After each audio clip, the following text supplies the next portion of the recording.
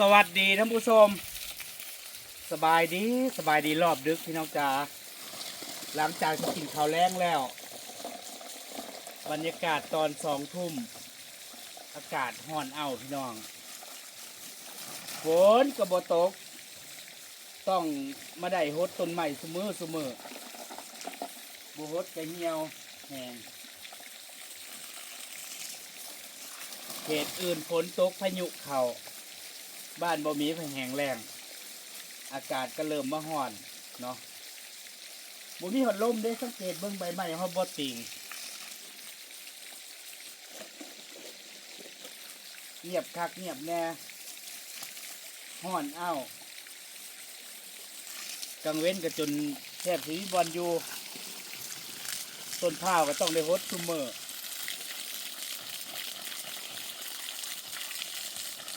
อากาศร้อนๆแบบนี้ไปไต่เขียดพี่น้องเขียดน่ะออกหลายคักเมื่อคืนนี่ก็ไปไต่กันได้บ้ากหลายๆ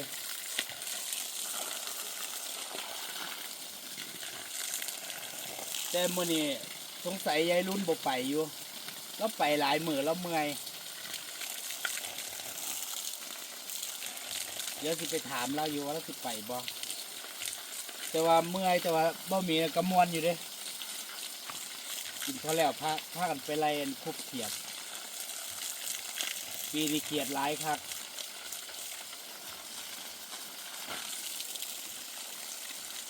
คันฝนตกนี่ก็เขียดก็ห้องแซวอยู่นี่บางมื้อกบในสระนี่ก็ห้องเด้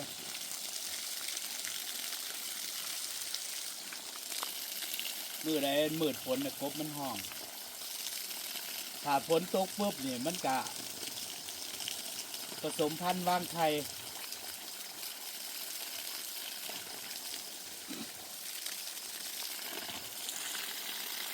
กกมะพร้าวนี่บ่ฮดก็บ่ได้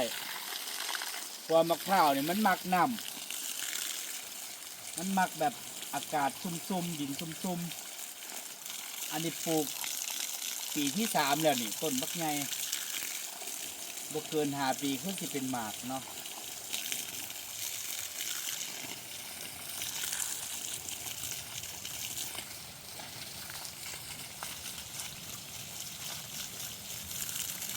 มันแห้ง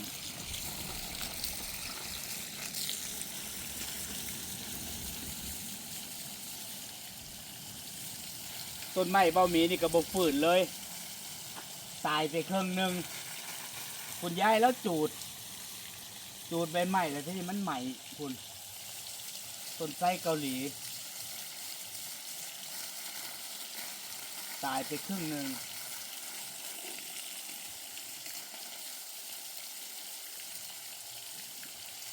บ้านคันบ่มีต้นไม้แล้วก็บ่น่าอยู่สร้างบ้านหรือว่าบ้านสวนอหยังก็แล้วแต่ถ้ามีต้นไม้หลายๆแล้วมันก็สิน่าอยู่นะเพราะว่าสิเป็นต้นไม้กินหมากต้นไม้ประดับจังซี่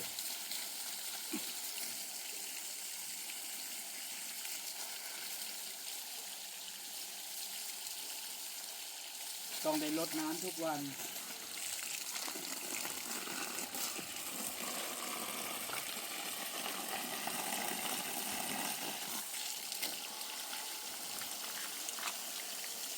โดยเฉพาะต้นไม้แน่นกระถางนี่แห้ง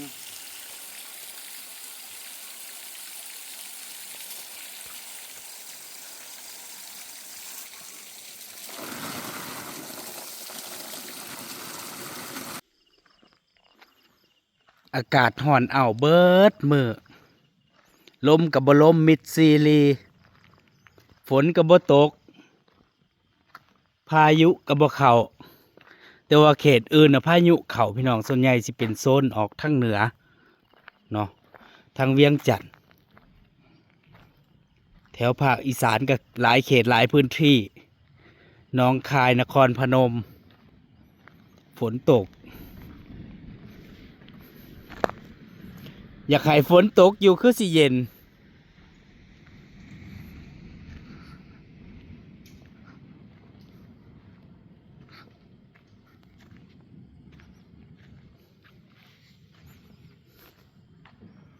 พระจันทร์ก็ขึ้นน้อย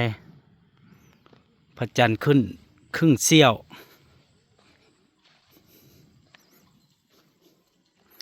อากาศร้อนๆแบบนี้ก็มีแต่นอนห้องแอร์เนาะดีแต่ปีนี้นะบ่ค่อยร้อนเด้ส่วนใหญ่ก็หนาวอากาศเย็นเพิ่งสีร้อนวางบ่กี่มือทางนี้พากันกินข้าวได้ยังกินแรงปิ้งกระดูกหมูอากาศร้อนจังสิเขียดคือสิออกยายรุนยายรุนบอกว่างด1 วันเพิ่นงานหลายส่วนนี้ก็กำลังสิแบบสรุนวุ่นวายเรื่องคนหูกท่อผาอยู่เพิ่นเลยบอกว่ามื้อนี้บ่ไปงดไปใต้เขียดไปหามามันก็บ่แม่นว่าสิคันมีผู้รับซื้อก็พอไปอยู่ดอกตอนนี้มีคนสั่งแล้วอยู่สั่งก็มีแต่แห้งบ่แม่นบ่เขาอยากได้แห้งหลายแต่ว่าหามาก็มีแต่มาตากแห้งไว้คันแห้งนั้นเขาเจ้าอยากได้อยู่แต่ก็ยุ่งยากหลายขั้นตอนเนาะคันหามาแล้วซื้อโลดน่ะโอเคก็พออยากไปหาอยู่เขียดน่ะมันหลายอยู่พี่น้องมันออกหลายอยู่อากาศร้อนแบบนี้แต่ว่า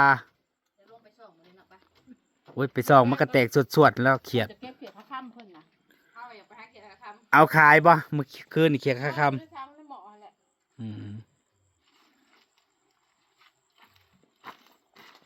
มื้อนี้เพิ่นก็คนหูกเตรียมจะทอผ้าอีกรอบมันบ่แล้วหางก็กินข้าวแล้วนี่ยังค่าอ่างยางอยู่เนี่ย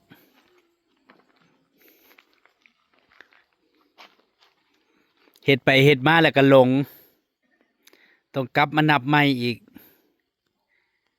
เฮ็ดรอบนี้จักว่านี่12 วาขอ20 เมตรมัน20กว่าเมตร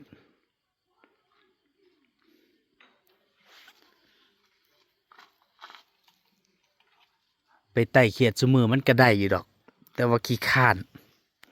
เอามาก็จักสิเอามาเฮ็ดหยังเนาะเขียดแต่มันหลายอยู่พี่น้องแต่โคบอยู่ว่าแต่ไรมันทันบ่แค่นั้น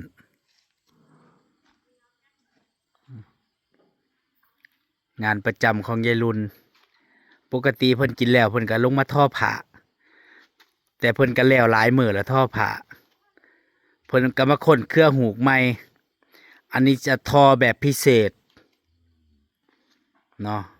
งานออเดอร์ทอแบบยาวต้องใส่สมาธิเด้เพราะต้องนับเส้นไปพร้อมสันละตานบ่เท่ากันเนาะ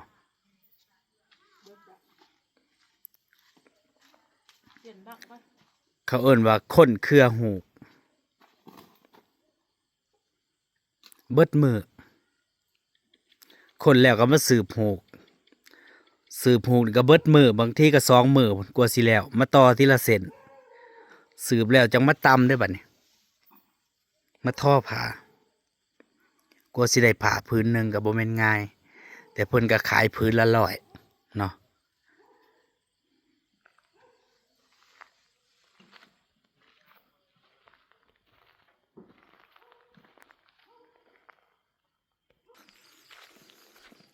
อันนี้จะเป็นบ้านลุงเลินบ้านบ่มีวัตคำมาเด้เงียบ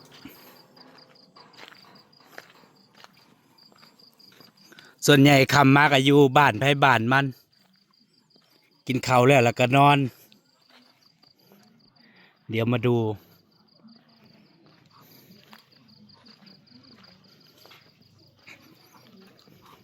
ยายมาน่ะทอผ้าพี่น้อง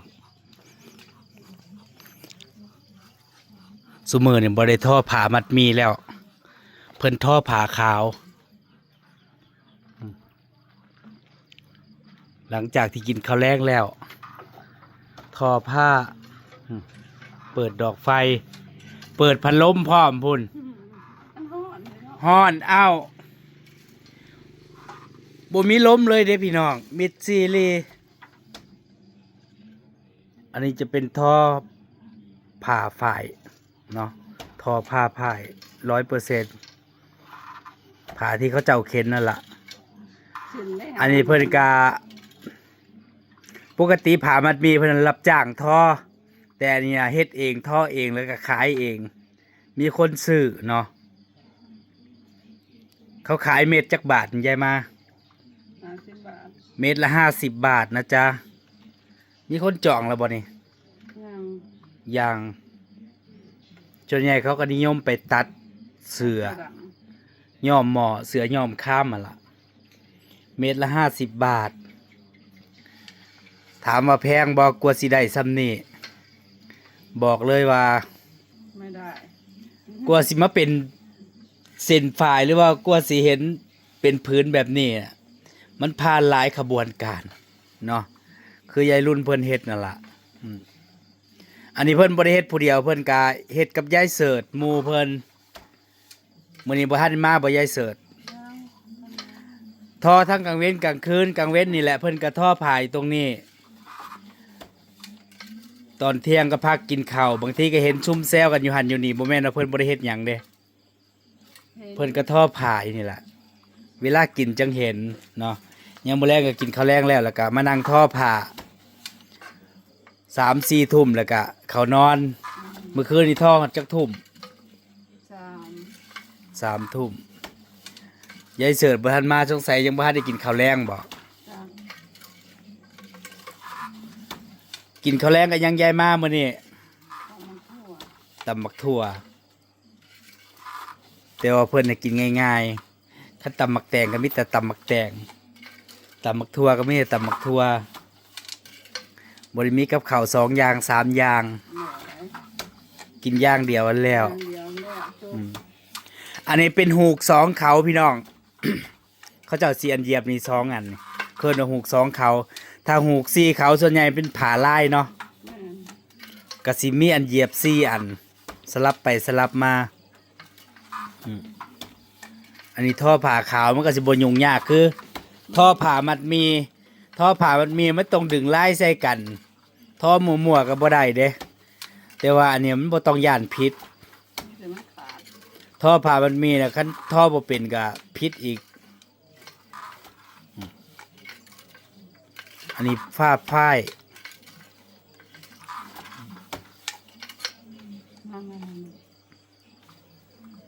แต่ว่าท่อกลางคืนเนี่ยมันสีสว่างมันสิเห็นชัดเจนเนาะ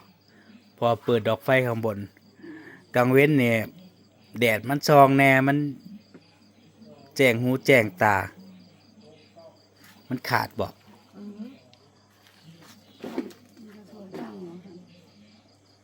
ท่อผ่ากลางคืนเนี่ยบางทีเนี่ยเขาเจ้าต้องใส่แว่นตาพุ่นเด้ใช่คือกันเนี่ยเห็นบ่มันแบบบ่เห็นหงแบบเวลามันขาดนะต้องอาศัยตองสิงานทอผ้านะจ๊ะแต่ในบ้านเนี่ยก็มีอยู่เนี่ย2-3 เจ้าเนาะยายรุ่นยายมายายลีแล้วก็เฮ็ดอยู่อันนี้เพิ่นกำลังสิค้นหูก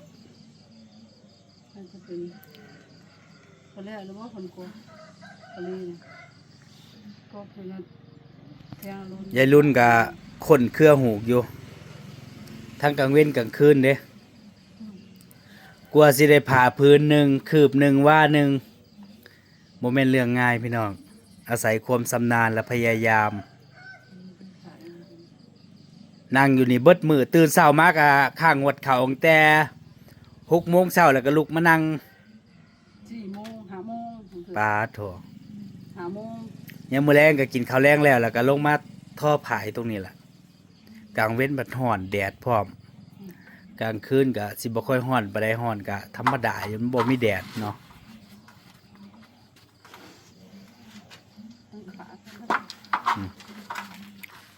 ขาดแล้วก็ต้องมาต่ออีกเด้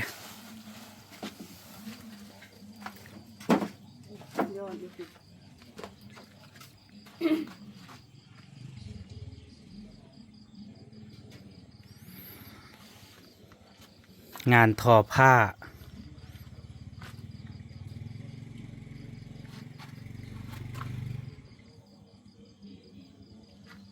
คือใส่สุดมัน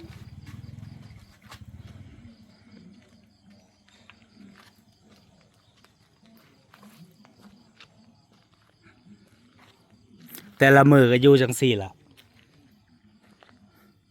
ว่างแต่ก็บ่ว่าง